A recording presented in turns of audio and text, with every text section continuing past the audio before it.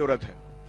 हम लोग जब आए थे तो हमें लगा था कि राज्यपाल महोदय का अभिभाषण होगा और उसमें बिहार की जनता की उम्मीदें होंगी, आकांक्षाएं होंगे, सपने होंगे, और साल भर से जनता जिन सवालों को लेकर के जूझ रही है उसको हल करने के कुछ उपाय होंगे। लेकिन बहुत विस्तार से मैंने उसे पढ़ा और कई बार पढ़ा कल से, लेकिन मुझे लगा कि उन समस्याओं को हल करने की दिशा में कोई बात नहीं हुई है। बिहार की कई बड़ी समस्याएं जो हम लोग लगातार देखते रहे हैं, शिक्षा के सवाल पर बड़ी बड़ी बातें हुई हैं। उसमें है कि महिलाओं को इंटरमीडिएट पास करने पर 25,000 रुपया दिया जाएगा, ग्रेजुएशन पास करने पर 50,000 रुपया दिया जाएगा। लेकिन महोदय, शिक्षक दिया जाएगा कि नहीं दिया जाएगा इसकी कोई चर्चा नहीं है। क्या पैसे देने मात्र से हमारी लड़कियां शिक्षित हो जाएंगी? क्या विद्यालयों में, महाविद्यालयों में शिक्षकों की जरूरत नहीं है? एक भी महाविद्यालय में लेबोरेटरी नहीं है, लाइब्रेरी ढंग से काम नहीं करता, शिक्षक नहीं है, आप सिर्फ पैसे बांट रहे हैं, लॉलीपॉप दे रहे हैं।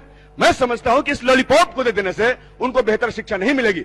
उनको तभी बेहतर शिक्षा मिलेगी जब विद्यालयों में शिक्षक होंगे। आप जाकर हाई स्कूलों में देख लीजिए, कहीं साइंस के टीचर नहीं मिलेंगे, कहीं प्राचार्य नहीं मिलेंगे, और आप कह रहे हैं कि बहुत महिलाओं का विकास हो गया।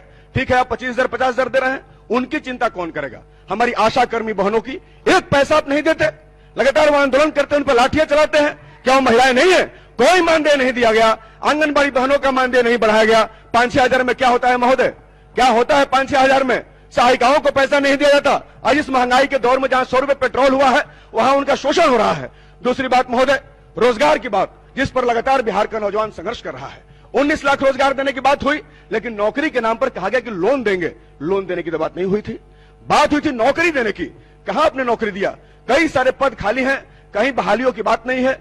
पूरा का पूरा अभिभाषण में नौकरी कहां है, इसको हम लोग खोजते जा रहे हैं। नौजवान सवाल पूछ रहा है कि भैया नौकरी मिलेगा कि नहीं मिलेगा? आप बताइए कहां नौकरी है, कहां नौकरी दे रहे हैं आप?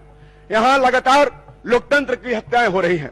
अभी पिछले दिनों सोशल मीडिया को लेकर के एक फैसला बिहार पुलिस की तरफ से आया और कहा गया कि आप फेसबुक पर और सोशल मीडिया पर नहीं लिख सकते। क्यों नहीं लिख सकते? क्या बिहार के नौजवानों को, बिहार की जनता को असहमति का अधिकार नहीं है? और अगर उसको असहमति का अधिकार है तो क्या सोशल मीडिया पर वो अपनी असहमति को प्रकट नहीं कर सकता? आप कह रहे हैं कि आप आलोचना नहीं कर सकते।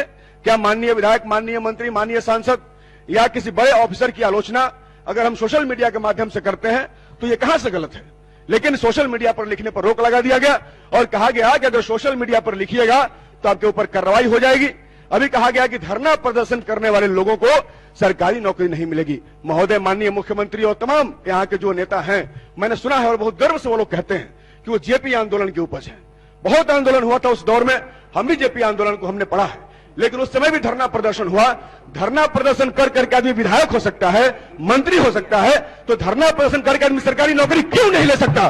क्यों सरकारी नौकरी पर रोक लगाया गया है? मुझे लगता है कि आप आंदोलनों से डरते हैं। जिस तरीके से लाठीचार्ज करते हैं, जिस तरीके से दरोगा अभ्यर्थियों पर लाठीचार्ज किया गया, जिस तरीके से शिक्षकों पर लाठीचार्ज किया गया, जिस तरीके से कर्मचारियों पर लाठीचार्ज किया गया, और लगातार लोकतंत्र का हनन हो रहा है। महोदय, मुझे थोड़ा सा वक्त दिया जाए। सही बात है, हम लोग नए सदस्य हैं, तो नए सदस्यों को अगर सिखा रहे हैं तो थोड़ा बोलने का भी मौका दीजिए, और थोड़ा सा बोलने का भी मौका महोदय हम लोग को दिया जाए। आप लोग चाहेंगे तो हम लोग आगे बढ़ेंगे, हम चाहते हैं कि आप हमें भी बोलने का मौका दीजिए। तो महोदय, मैं ये कह रहा हूं कि बिहार की सरकार भी मोदी सरकार की तर्ज पर यहां लोकतंत्र की हत्या कर रही है। वहां किसानों के पांव में कीले ठोके जा रहे हैं और यहां धरना प्रदर्शन रोक लगाया जा रहा है। मैं साफ तौर पर मैं कहना चाहता हूं, ये लोकतंत्र की हत्याएं हो रही है।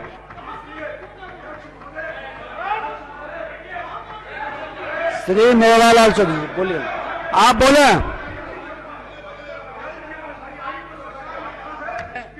हम अपने पार्टी को धन्यवाद देना चाहेंगे कि उन्होंने, आप माननीय सदस्य बैठ जाएं। महामहिम गवर्नर नए सदस्य हैं और बैठ जाइए। आप शुरू करें, आप बैठ जाइए। आसन के अनुमति के बिना कोई बात प्रोसीडिंग में नहीं जाएगा माननीय सदस्य। आप